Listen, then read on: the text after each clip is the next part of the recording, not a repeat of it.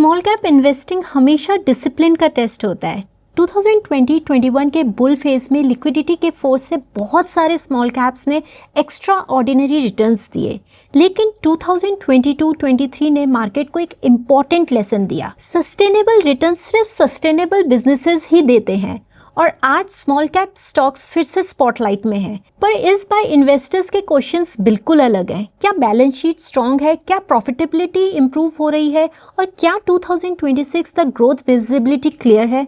Current market environment में reward in companies को मिल रहा है जो सिर्फ स्टोरी नहीं, एग्जीक्यूशन और नंबर्स डिलीवर कर रही हैं। तो इसीलिए आज के वीडियो में हम एनालाइज करेंगे 4 इंडियन स्मॉल कैप कंपनीज जो फंडामेंटल स्ट्रेंथ, फाइनेंशियल परफॉर्मेंस और लॉन्ग टर्म इंडस्ट्री पोजीशनिंग की वजह से इन्वेस्टर्स के रडार पर होने चाहिए। प्लीज़ रिमेंबर, ये वीडियो कोई बाय या सेल एडवाइस नहीं है, ये एक डिटेल्ड रिसर्च ब्लूप्रिंट है जो आपकी एनालिसिस में आपकी हेल्प कर सकता है।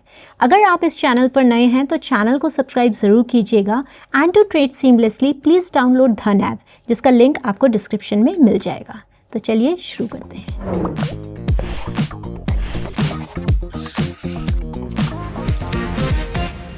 सबसे पहली कंपनी है Apar industries. Apar industries India की पावर और रिन्यूएबल्स वैल्यू चेन का एक एसेंशियल हिस्सा है 1958 से। As per company 2024 annual report, company electrical infrastructure के लिए क्रिटिकल प्रोडक्ट्स बनाती है, जैसे हाई वोल्टेज पावर ट्रांसमिशन के लिए कंडक्टर्स, सब स्टेशंस के लिए ट्रांसफार्मर एंड ऑयल्स और सोलर, विंड, डेटा सेंटर्स और इंडिविजुअल ऑटोमेशन में यूज होने वाले केबल्स। कंपनी के बिजनेस सेगमेंट्स डिस्क्लोजर के हिसाब से कंपनी ने पिछले कुछ सालों में प्रीमियम वैल्यू प्रोडक्ट्स पर फोकस इंक्रीज किया है।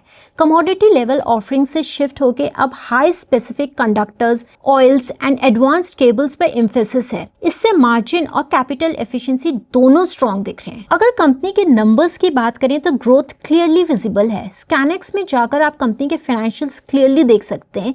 FY23 में अपार का रेवेन्यू 14,374 करोड़ था, जो FY25 तक बढ़कर 1861 करोड़ हो गया। प्रॉफिटेबिलिटी भी इम्प्रेसिव रही। FY23 में EBITDA 1264 करोड़ था और FY25 में 1647 करोड़ तक पहुंच गया। नेट प्रॉफिट भी 638 करोड़ से बढ़कर 821 करोड़ हो गया। ये एक्सेलरेशन कमोडिटी साइकिल की वजह से नहीं आया, बल्कि premium product mix, strong export order book और एग्जीक्यूशन डिसिप्लिन की वजह से आया है। अपार अपने कोर सेगमेंट्स में ग्लोबल लीडरशिप कैपेबिलिटी बिल्ड कर चुकी है, जिससे बिजनेस का लॉन्ग टर्म कॉम्पिटिटिव एज और विजिबल हो जाता है। गोइंग फॉरवर्ड अगर 2026 की तरफ देखा जाए तो इंडिया में power grid monetisation, renewable energy integration, railway electrification और डेटा सेंटर बूम जैसे मल्टीपल मेगा ट्रेंड्स चल रहे हैं। ये सारे सेक्टर्स अपार के प्रोडक्ट्स डायरेक्टली कंज्यूम करते हैं, इसीलिए अर्निंग्स रनअवे क्लियरली विजिबल है। पर ऐसा नहीं है कि रिस्क नहीं है, रिस्क भी है, जैसे एल्यूमिनियम प्राइस वोलेटिलिटी और ग्लोबल इंफ्रा स्लोडाउन जो शॉर्ट टर्म में प्रेशर क्रिएट कर सकते हैं। लेकिन अगर अपार अपनी ग्लोबल पोजीशनिंग और स्पेशलाइजेशन मेंटेन करती है तो ये एक एग्जीक्यूशन ड्रिवन हिडन कंपाउंडर बनने की पूरी पोटेंशियल रखती है। अब बात करते हैं दूसरी स्मॉल कैप कंपनी की, जो कि है केन्स टेक्नोलॉजी। ये कंपनी इंडिया की एक design led high reliability electronics manufacturing company है। ये सिर्फ असेंबली नहीं करती, बल्कि प्रोडक्ट आइडिएशन, डिज़ाइन, इंजीनियरिंग और complete manufacturing life cycle provide करती है। कंपनी के ऑफिशियल प्रोफाइल के हिसाब से company solutions automotive, industrial automation, railways, aerospace, defence, medical electronics और एम्बेडेड हार्डवेयर जैसे सनराइज सेक्टर में डिप्लॉय होते हैं। इन सेक्टर्स में डिमांड स्ट्रक्चरली ग्रो हो रही है, जिससे केन्स के लिए एक long term business visibility strong रहती है। सिंपल शब्दों में ये बिजनेस भारत के हाईटेक मैन्युफैक्चरिंग पुश का कोर बेनिफिशियरी बन सकता है। इतना ही नहीं, एनुअल रिपोर्ट के मुताबिक इलेक्ट्रॉनिक्स मैन्युफैक्चरिंग के साथ साथ केन्स ईवी इकोसिस्टम में भी एक्सेलरेट हो रही है। Battery management system, onboard charges, power electronics जैसे सेगमेंट्स में कंपनी हाईटेक सॉल्यूशन बिल्ड करती है। ये सेगमेंट्स लॉन्ग ड्यूरेशन कॉन्ट्रैक्ट्स और हाई स्टिकीनेस के लिए नोन होते हैं। सेमीकंडक्टर साइड पर केन्स एक्टिव है। Kaynes Semicon unit chip level design, testing और वैलिडेशन सर्विसेज एक्सपैंड कर रही है। ये शिफ्ट कंपनी के रेवेन्यू मिक्स को और हाई वैल्यू डायरेक्शन में पुश करती है। अब कंपनी के नंबर्स की बात करते हैं। स्कैनेक्स में आप कंपनी के नंबर्स क्लियरली एनालाइज कर सकते हैं। जैसा कि हम देख पा रहे हैं, FY23 में रेवेन्यू 1138 करोड़ था, जो FY25 में 2829 करोड़ हो गया, जो एक स्ट्रॉन्ग स्केल अप दिखाता है। एबिटा भी FY23 के 180 करोड़ से FY25 में 518 करोड़ हो गया और नेट प्रॉफिट FY23 के 95 करोड़ से FY25 में 293 करोड़ तक इम्प्रूव हुआ। ये इम्प्रूवमेंट क्लियरली दिखाता है कि स्केल के साथ ऑपरेटिंग लेवरेज अनलॉक हो रहा है, जिससे मार्जिन और कैश फ्लोज दोनों इम्प्रूव हो रहे हैं। ये तो बात हो गई FY25 तक, लेकिन कंपनी के फ्यूचर रोड मैप यानी 2026 को देखा जाए तो इंडिया में इलेक्ट्रॉनिक्स मैन्युफैक्चरिंग, EV एडॉप्शन सब पॉलिसी बैक्ड मेगा थीम्स बन चुके हैं। कंपनी इन्हीं मार्केट्स के हाई रिलायबिलिटी टेक्नोलॉजी लेयर में पोजीशन है, जहां बैरियर्स हाई हैं और कंपटीशन लो। ऐसा नहीं है कि कंपनी का बिजनेस मॉडल रिस्क फ्री है, रिस्क डू एग्जिस्ट, जैसे कि working capital discipline, execution complexity और क्लाइंट कंसंट्रेशन। पर अगर स्केल एफिशिएंटली मैनेज हुआ तो अर्निंग्स ग्रोथ और वैल्यूएशन अपसाइड दोनों डायरेक्शन से पोटेंशियल बहुत स्ट्रांग है। तो हम कह सकते हैं कि केन्स टेक्नोलॉजी डेफिनेटली एक स्ट्रक्चरल ग्रोथ स्टोरी के जैसे इवॉल्व हो रही है। अब चलते हैं थर्ड कंपनी की ओर, जो कि है एक IT company, Newgen software technologies. Newgen software एक ट्रस्टेड एंटरप्राइज सॉफ्टवेयर प्रोवाइडर है, जिसका फोकस डिजिटल ट्रांसफॉर्मेशन और कंप्लायंस ड्रिवन सोल्यूशन पर है। इनका products route banks, NBFCs, insurance firms, public sector clients और रेगुलेटेड इंडस्ट्रीज को केटर करता है, जहां डेटा सिक्योरिटी, ऑडिट ट्रेल और रेगुलेटरी कंप्लायंस क्रिटिकल होता है। कंपनी के FY24 एनुअल रिपोर्ट के हिसाब से ये कंपनी एक AI first digital automation leader बन चुकी है। बैंकिंग, इंश्योरेंस और गवर्नमेंट जैसे हाई कंप्लायंस सेक्टर्स के मिशन क्रिटिकल वर्कफ्लोज जैसे onboarding, underwriting, lending approvals, document intelligence सब न्यूजन के वन प्लेटफॉर्म पर डिजिटाइज होते हैं। ये प्लेटफॉर्म की खास बात यह है कि हाई सिक्योरिटी के साथ रेगुलेटरी फ्रेंडली आर्किटेक्चर प्रोवाइड करता है, जिससे क्लाइंट्स के साथ लॉन्ग टर्म स्टिकीनेस क्रिएट होती है। अब कंपनी के जनरेटिव AI टेक्नोलॉजी को डॉक्यूमेंट प्रोसेसिंग और डिसीजन ऑटोमेशन में इंटीग्रेट कर रही है, जिससे उनका नेक्स्ट बिग ग्रोथ अनलॉक हो सकता है। अगर एडॉप्शन और ऑटोमेशन दोनों सही से स्केल हुए तो न्यूजन का पोटेंशियल स्ट्रॉन्ग है एक secure, intelligent enterprise tech provider के रूप में। चलिए अब कंपनी के नंबर्स की बात करते हैं। जैसा कि आप देख पा रहे हैं, धन के स्कैनेक्स में FY23 में कंपनी का रेवेन्यू अप्रॉक्स 1008 करोड़ था, जो FY25 में ये 1551 करोड़ के आसपास पहुंच गया, जो कि एक सस्टेनेबल एनुअल कंपाउंडिंग दिखाता है। मार्जिन्स की बात करें तो वो भी हेल्दी और स्टेबल बैंड में है।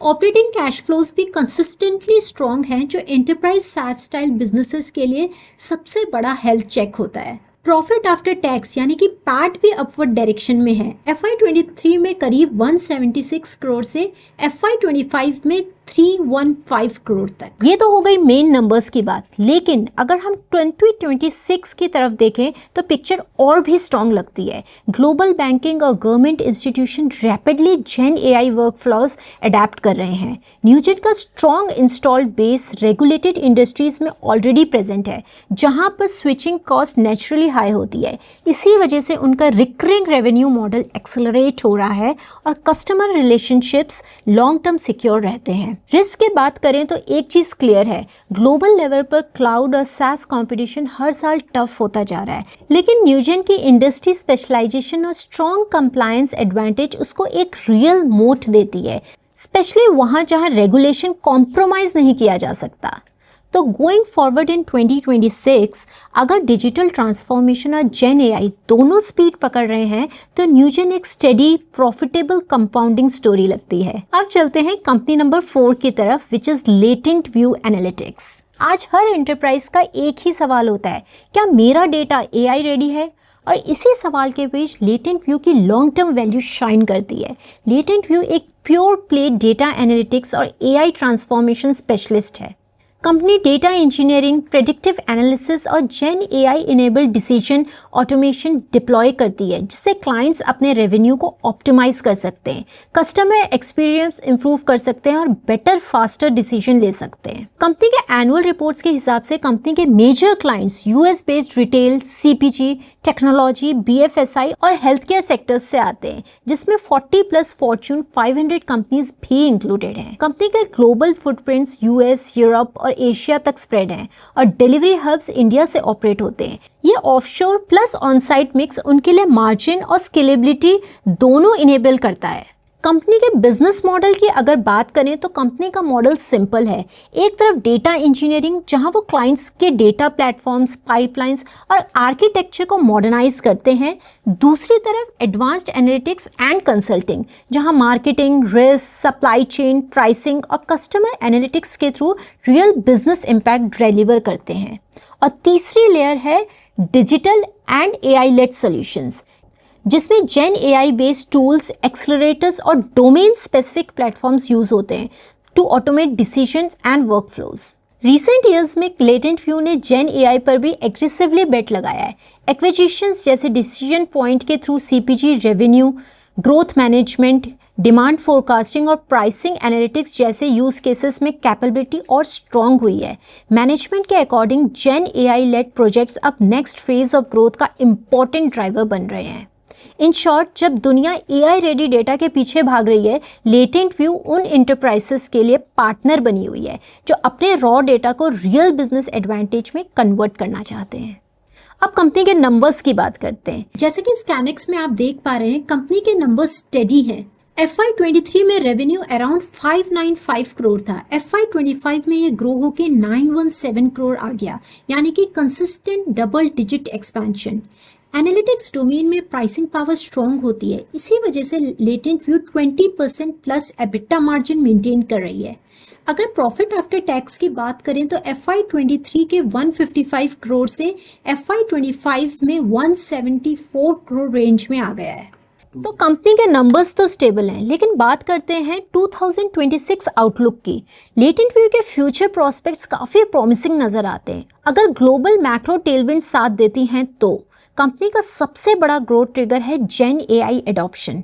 जेन एआई अभी सिर्फ शुरुआत पर है, पर हर एंटरप्राइज चाहता है कि उनका डेटा एआई रेडी हो। लेटेंट व्यू वही कोर प्रॉब्लम को सॉल्व करता है, डेटा इंफ्रास्ट्रक्चर को मॉडर्नाइज करना और इनसाइट्स को ऑटोमेशन में कन्वर्ट करना। सिंपल लैंग्वेज में, इंटरप्राइज एआई स्पेंड जितना बढ़ेगा, लेटेंट व्यू की रेवेन्यू पोटेंशियल उतनी ही एम्पलीफाई होगी। और नॉन लीनियर स्केल पॉसिबल है क्योंकि एक ही advance solution multiple global clients को बार बार बेचा जा सकता है।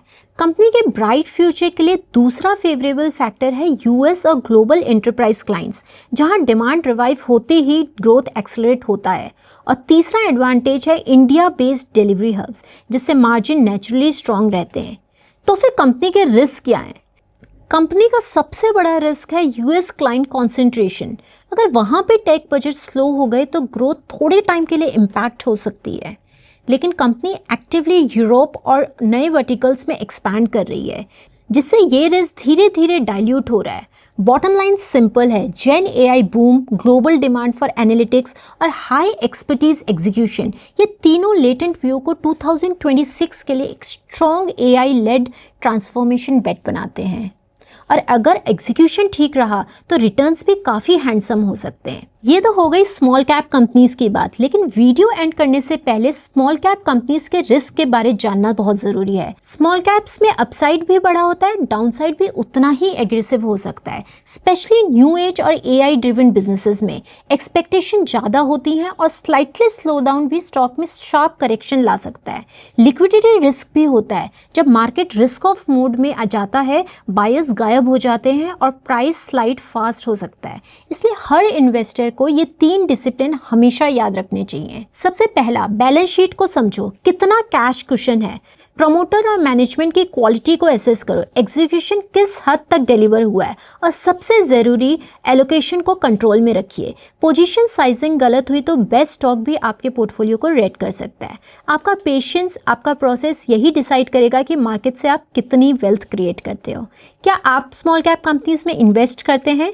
कमेंट्स में अपने इनपुट ज़रूर दीजिएगा। अगर आपको ये सारी कंपनीज़ के revenue, margins and other financials देखने तो आप धन के स्कैनएक्स में जाके सारी डिटेल्स देख सकते हैं। चलिए मिलते हैं नेक्स्ट वीडियो में। Bye bye.